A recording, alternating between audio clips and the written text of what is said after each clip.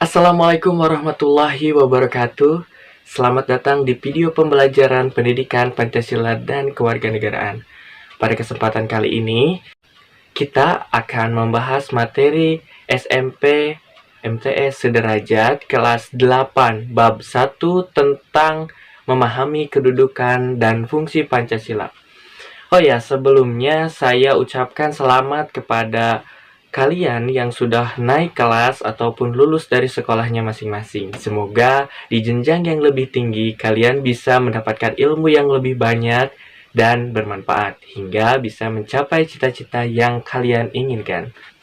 Oke, karena di video ini kita akan membahas tentang materi kelas 8 bab 1, yaitu memahami kedudukan dan fungsi Pancasila. Coba kalian ingat-ingat lagi, apa saja materi kelas 7 yang berkaitan dengan materi bab 1 ini. Di kelas 7, pasti kalian sudah memahami dan mempelajari tentang penyusunan dan penetapan dasar negara atau Pancasila. Materi tersebut tentunya berkaitan dengan materi yang akan kita bahas pada kesempatan kali ini. Pancasila ditetapkan tanggal 18 Agustus 1945.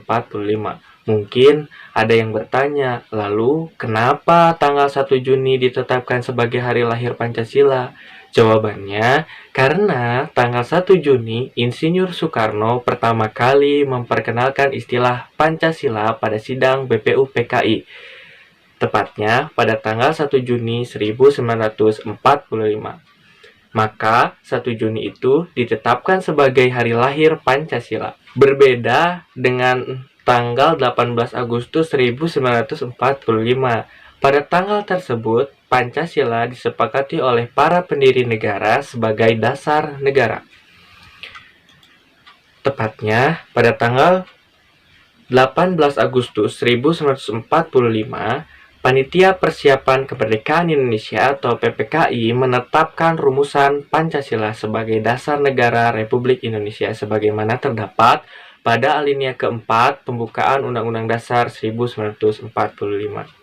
Dengan urutan ketuhanan yang Maha Esa, kemanusiaan yang adil dan beradab, persatuan Indonesia, kerakyatan yang dipimpin oleh hikmah kebijaksanaan dalam permusyawaratan perwakilan, dan kelima, keadilan sosial bagi seluruh rakyat Indonesia. Kedudukan Pancasila sebagai dasar negara.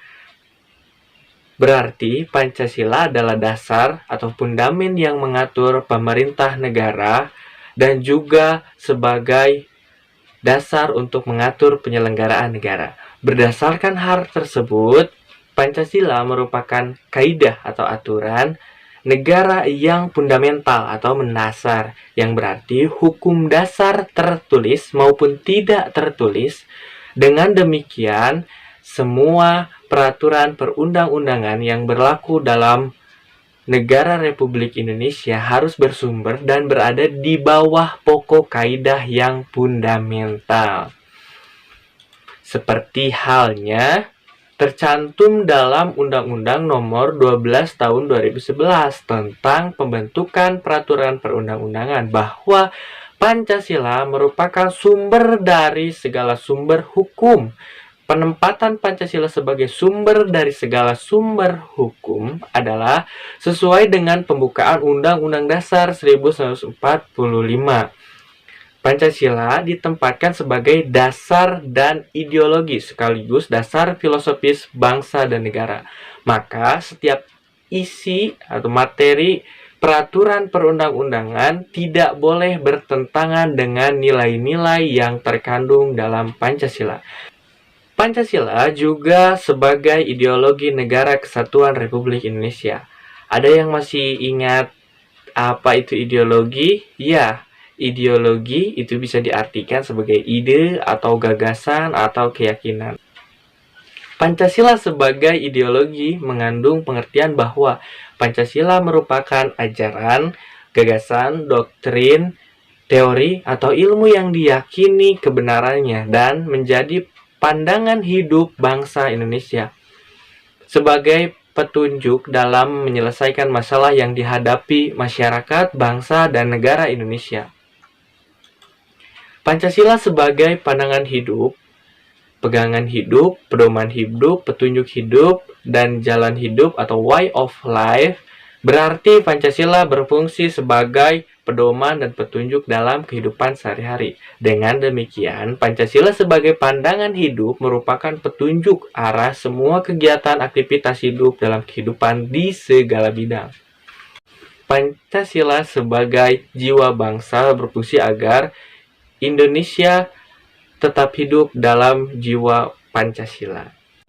Pancasila sebagai kepribadian bangsa Indonesia. Seperti yang kita ketahui bahwa kepribadian itu setiap orang berbeda-beda. Nah, kalau berkaitan dengan Pancasila sebagai kepribadian bangsa Indonesia memiliki fungsi yaitu sebagai hal yang memberikan corak khas bangsa Indonesia dan menjadi pembeda yang membedakan antara bangsa kita dengan bangsa yang lainnya. Pancasila sebagai perjanjian luhur, ini berarti Pancasila disepakati melalui Sidang Panitia Persiapan Kemerdekaan Indonesia tanggal 18 Agustus 1945. Walaupun disahkannya Pancasila hanya oleh sebuah Panitia Persiapan Kemerdekaan Indonesia, tetapi PPKI sebenarnya adalah suatu badan yang mewakili suara rakyat. Jadi, Pancasila merupakan hasil perjanjian bersama rakyat Indonesia. Pancasila sebagai cita-cita dan tujuan bangsa Indonesia memiliki fungsi yaitu menciptakan masyarakat yang adil dan makmur. Pancasila sebagai satu-satunya asas adalah sebagai konsekuensi ditetapkannya Pancasila sebagai dasar negara dan juga merupakan perwujudan melaksanakan Pancasila secara murni dan konsekuen. Pancasila sebagai moral pembangunan, artinya Pancasila dijadikan kerangka, acuan, tolak ukur, parameter, arah, dan tujuan dari pembangunan. Itulah penjelasan dari materi memahami kedudukan dan fungsi Pancasila. Penjelasan ini diambil dari beberapa sumber. Apabila ada yang ingin ditanyakan, silakan tulis di komentar.